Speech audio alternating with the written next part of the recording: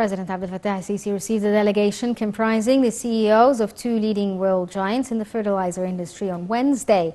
During the meeting with executives of the Chinese Wuhan Engineering and Italian Palacetra, President al-Sisi reviewed the immediate launch of work to establish the third industrial complex for producing fertilizer in Ain al-Sukhna.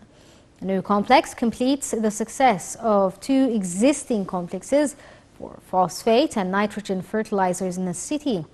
The President hailed the ongoing cooperation with the two companies in light of the distinguished ties between them, and Egypt enjoys with China and Italy. The head of state asserted that the fertilizer industry is key for agricultural production and food security. President Abdel Fattah al-Sisi issued on Wednesday a presidential decree which pardons a number of those sentenced with crimes who had received judicial verdicts against them, including Patrick Zeki and Mohammed al-Bakr.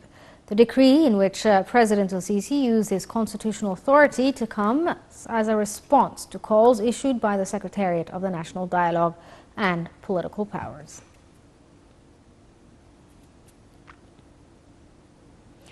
Prime Minister Mustafa Madbouli chaired the weekly cabinet meeting at the government premises in the New Alamein city on Wednesday. The Prime Minister asserted that given the current heat wave, the government has been decreasing overloads on the power grid over the last couple of days. He stressed that the government would continue implementing different measures that will contribute to rationalizing overall electricity consumption.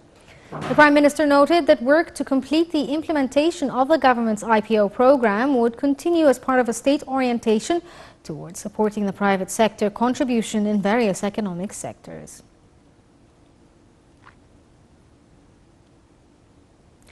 The social protection sector of the Ministry of Interior organized a celebration for inmates of the reform and rehabilitation centers on the occasion of the new Hijri year at the Reformation and Rehabilitation Center in the 10th of Ramadan city. The celebration, the celebration was held in application of the modern punitive policy, of which the revival of religious events is the most prominent.